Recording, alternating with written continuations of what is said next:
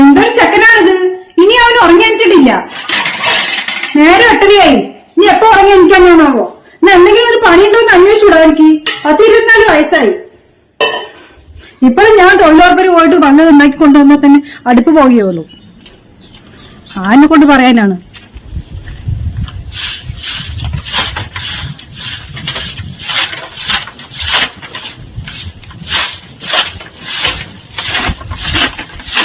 ഓ അവിടെ കടക്കട്ടെ. ഇനി നേരം വൈകി കഴിഞ്ഞാൽ അവന്റെ വായിന്ന് കേൾക്കേണ്ടി വരും. ഓ ആ പെണ്ണുങ്ങളുടെ വായിന്ന് കേൾക്കൂല.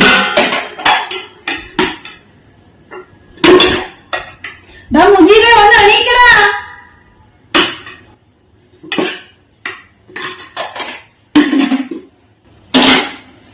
ഉച്ചക്ക് ഉറങ്ങി അടിച്ചിട്ട് എപ്പ ആക്കിയിട്ട് പോവാനാണ്.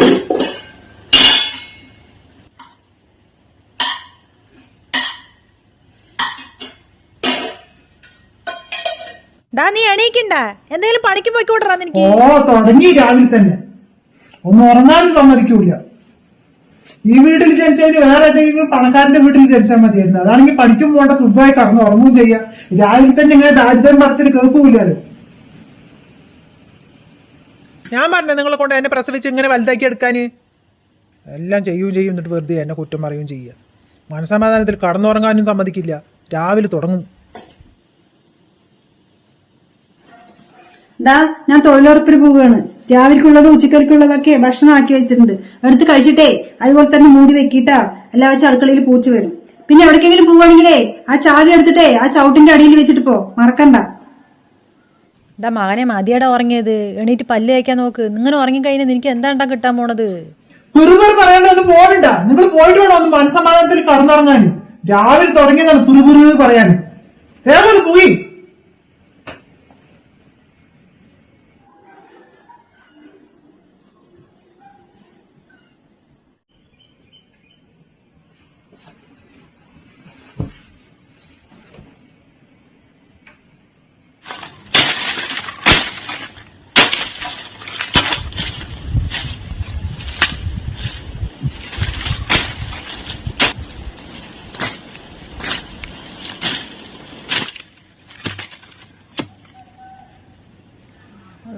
എനിക്ക് വയ്യ, കുറച്ച് വെള്ളം കുടിക്കട്ടെ. എൻ്റെ അമ്മ കൈ കാലൊക്കെ തളരണം.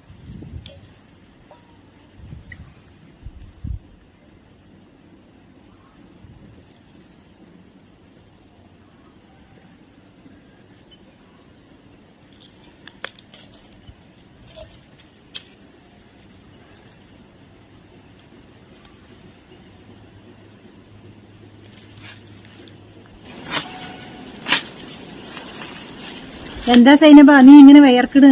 എനിക്കിത്തിരി BP ഒക്കെ ഒന്ന് ചെക്ക് ചെയ്ത് നോക്കിക്കൂടെ? BP ചെക്ക് ചെയ്യാനൊക്കെ പോണ്ട നബീസ. അതിന് എനിക്ക് എവിടെ നേരം? പോരാത്തതിന് എനിക്ക് അറിയൂല ഇതൊക്കെ എവിടെ പോയി ചെക്ക് ചെയ്യേണ്ടെന്നൊന്നും. എനിക്ക് നിന്റെ മകനില്ലേ, നീ മകന്റെ അടുത്തൊന്ന് പറ കൊണ്ടുപോകാന്. മകൻ ഞാൻ എന്ത് പറഞ്ഞാലും അവനക്ക് ഇഷ്ടപ്പെടില്ല നബീസ. ഞാനെന്തോ അവന്റെ ശത്രുവാണെന്നാണ് അവന്റെ വിചാരം. ഞാൻ എന്തെങ്കിലും ഇത്തിരി പറയാൻ പോയി കഴിഞ്ഞാൽ അവൻ കടിച്ചു കീറാൻ വരും. ഇതാ അപ്പൊ ഞാൻ ഇങ്ങോട്ട് വരുമ്പോ അവൻ ഉറങ്ങുകയാണ്. എടുത്ത് ചോറിനിടാ, എന്നിട്ട് അതുപോലെ മൂടി വെക്കടാന്ന് പറഞ്ഞു കഴിഞ്ഞാൽ അവൻ എന്തൊക്കെയാ പറഞ്ഞെന്നറിയോ? ഞാനിപ്പോൾ ആലോചിക്കണം ഒരു പെൺകുട്ടി മതിയായിരുന്നു എന്ന്. പെൺകുട്ടിയാണെങ്കിൽ ഉമ്മാനെ കൊണ്ട് സ്നേഹം ഉണ്ടാവും. നമ്മളെന്തെങ്കിലും ഒന്ന് പുറത്ത് പണിക്ക് പോയി കഴിഞ്ഞാൽ വീട്ടിൽ പോകുമ്പോൾ ഉള്ള പണികൾ ചെയ്തു വെക്കുകയും ചെയ്യും.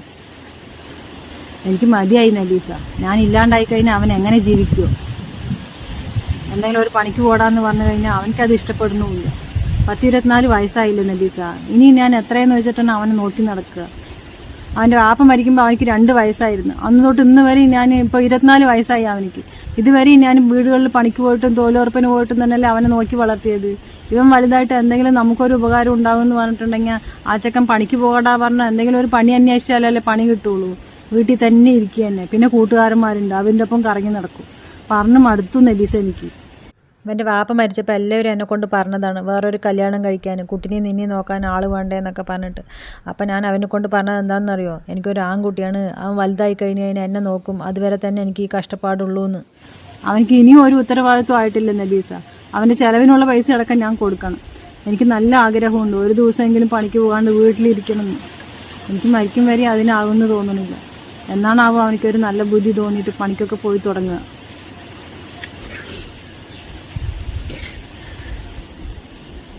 നീ അതൊക്കെ വിട്. നീ പോയിട്ട് ബിപിയും ഷുഗറും കൊളസ്ട്രോളൊക്കെ ഒന്ന് ചെക്ക് ചെയ്യ്. BP ഷുഗർ നോക്ക്. ഞാൻ ദിവസവും പണിക്ക് പോയാൽ തന്നെ വീട്ടിൽ അടുപ്പ് പോകുകയുള്ളൂ നബീസ.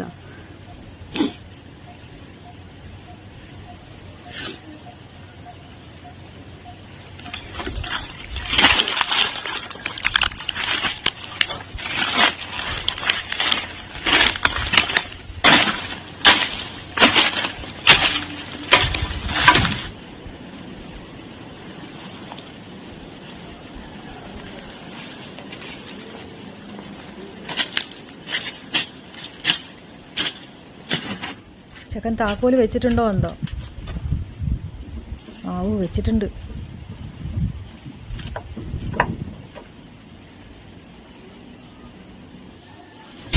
എവിടെ പോയാവോ ചെക്കൻ?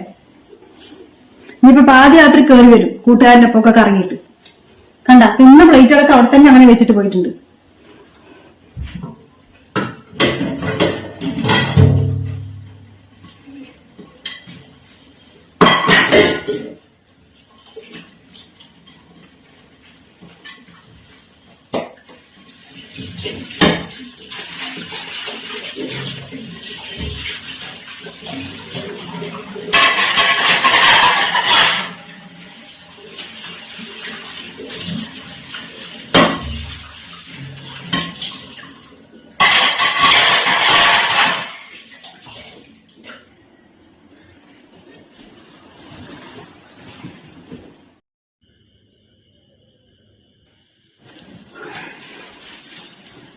നേരം 10 മണി കഴിഞ്ഞല്ലോ. ഈ ചെക്കനെ എന്താ കാണാത്തത്? നമുക്ക് നാളെ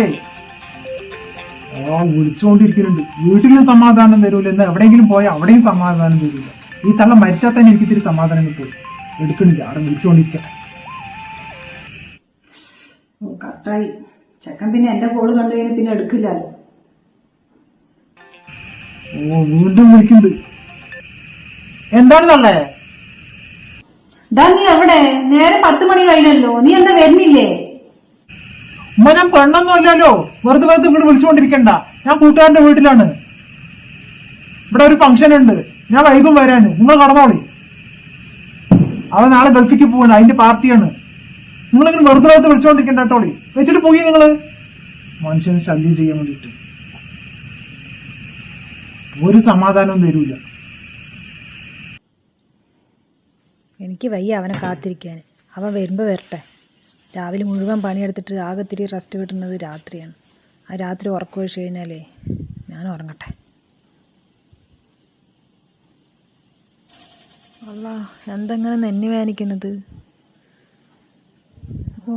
എനിക്ക് വയ്യ. ഇനിയിപ്പോൾ ഗ്യാസ് ആയിരിക്കുമോ? കൈയും വേദനിക്കുന്നുണ്ട്. രാവിലെ മുഴുവൻ ഇന്ന് കൈക്കൂട്ടിലായിരുന്നു പണി. ചിലപ്പോൾ അതായിരിക്കും കൈ കടച്ചൽ. എനിക്ക് വയ്യ.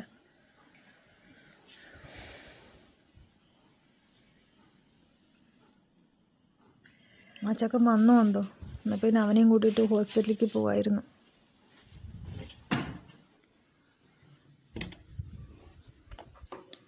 ഈ ചക്കൻ വന്നിട്ടില്ല ഇനിയും. ഇവനിത് എവിടെ പോയി? ഇത്തിരി വെള്ളം കുടിക്കട്ടെ.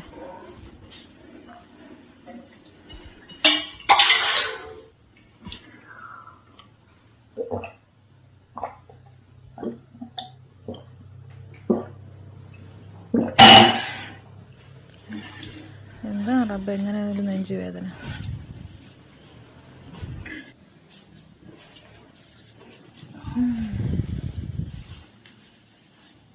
എനിക്ക് വയ്യ. ആ ചക്കനെ ഒന്ന് ഫോൺ വിളിച്ച് നോക്കട്ടെ. നേരെ 1 മണിയായല്ലോ. ആരുടെ ഫോണാണ് അടിക്കുന്നത്? അതാ മുജീബിന്റെ. മുജീബേ, മുജീബേ. ഓ ഈ തള്ള ഒരു സമാധാനം തരൂലോ. നീ അത് ഫോൺ ഓഫ് ചെയ്യ്. ഞാൻ എടുക്കണില്ല, ഞാൻ ഇന്ന് പോകുന്നില്ല, രാവിലെ തന്നെ പോകുള്ളൂ.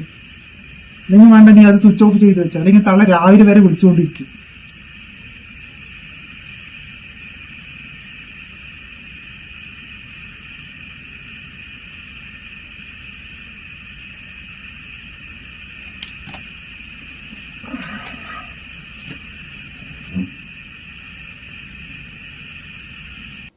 ഇവനാണെങ്കിൽ ഫോൺ കൊടുക്കണില്ലല്ലോ.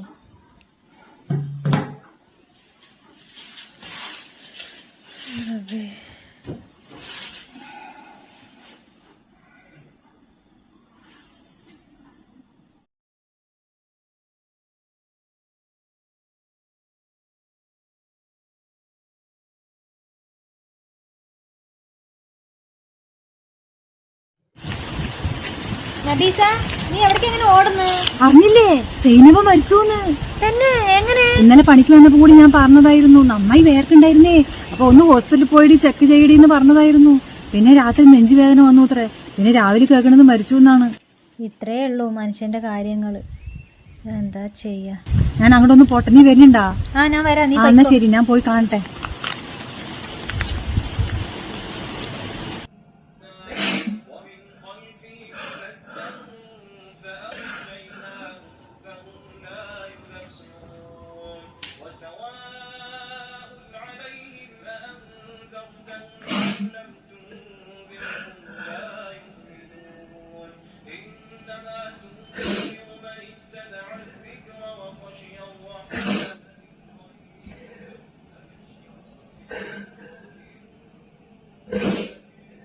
എല്ലാരും കണ്ടില്ലേ? ഇനിയിപ്പോ ആരും വരാനും കാണാനൊന്നും ഇല്ലല്ലോ. എന്നാ പിന്നെ എടുക്കല്ലേ? അസറിന് മുമ്പ് എടുക്കണം. മുജീബേ, എണീക്ക്.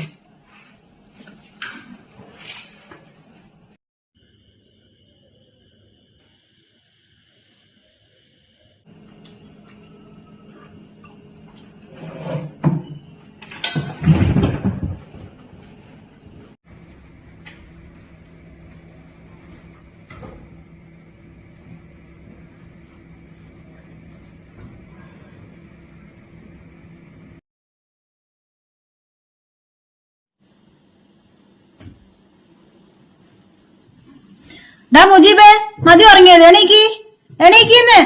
ഡാ മുജീബേ. സ്വപ്നമായിരുന്നു.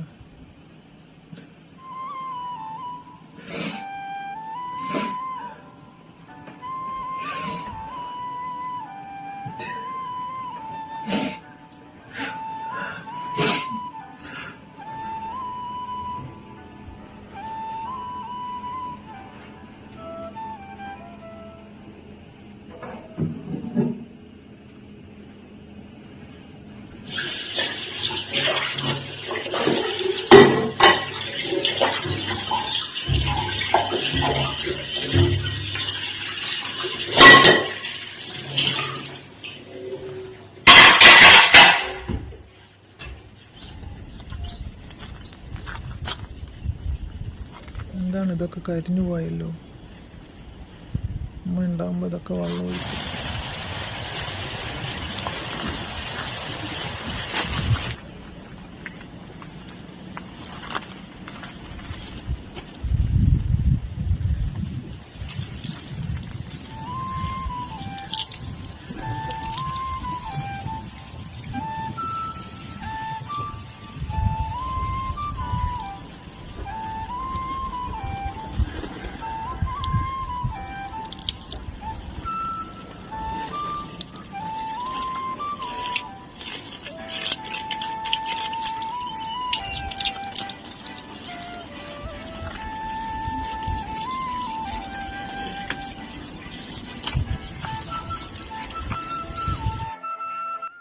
ഫോണ് നോക്കാൻ തന്നെ തോന്നണില്ല. ഉമ്മ മരിക്കുന്നതിന് മുമ്പിട്ട് എത്ര പ്രാവശ്യം എന്നെ വിളിച്ചിട്ടുണ്ട് ഈ ഫോണിക്ക്. ഒരു പ്രാവശ്യം കൂടെ ഞാൻ എടുക്കാൻ കൂട്ടാക്കിയില്ല. 11 മിസ് കോള്. ഒന്ന് എടുത്താൽ മതിയായിരുന്നു. ഇനിയിപ്പോൾ ഈ ഫോണിക്ക് വിളിക്കാൻ ആരാണ്?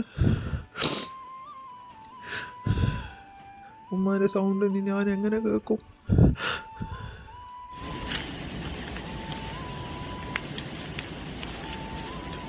മോനെ വല്ലതും കഴിച്ചാ? ഉമ്മ, ഞാനാണ് ഞമ്പീസുമ്മ. എനിക്കറിയാം നിനക്ക് നല്ല വിഷമമുണ്ടെന്ന്. നിന്നെപ്പറ്റി പറയാൻ തന്നെ നിന്റെ ഉമ്മാക്ക് നേരമുള്ളൂ. മരിക്കണേന്റെ തലേ ദിവസം കൂടി ഞാൻ അവളെ കൊണ്ട് പറഞ്ഞതാണ്. നന്നായി വേർക്കണുണ്ടായിരുന്നു, ഒന്ന് പോയി ചെക്കപ്പ് ചെയ്യടിയെന്ന്. പക്ഷെ അവളത് കാര്യമാക്കിയില്ല. ജീവിതകാലം മുഴുവൻ അവൾക്ക് കഷ്ടപ്പെടാൻ തന്നെയാണ് യോഗം. അവൾക്ക് നല്ല ആഗ്രഹം ഉണ്ടായിരുന്നു ഒരു ദിവസമെങ്കിലും പണിക്ക് പോകാണ്ട് ഒന്ന് വീട്ടിലിരിക്കണമെന്ന്. പക്ഷെ അവളെ കൊണ്ടതായില്ല. എന്താ ചെയ്യുക? കണ്ണുള്ളുമ്പോഴല്ലേ കണ്ണിന്റെ കാഴ്ച അറിയുള്ളൂ മോനെ.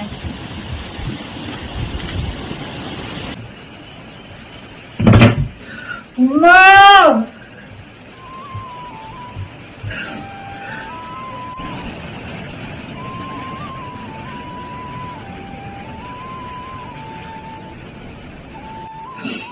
ഉമ്മ, ഉമ്മ.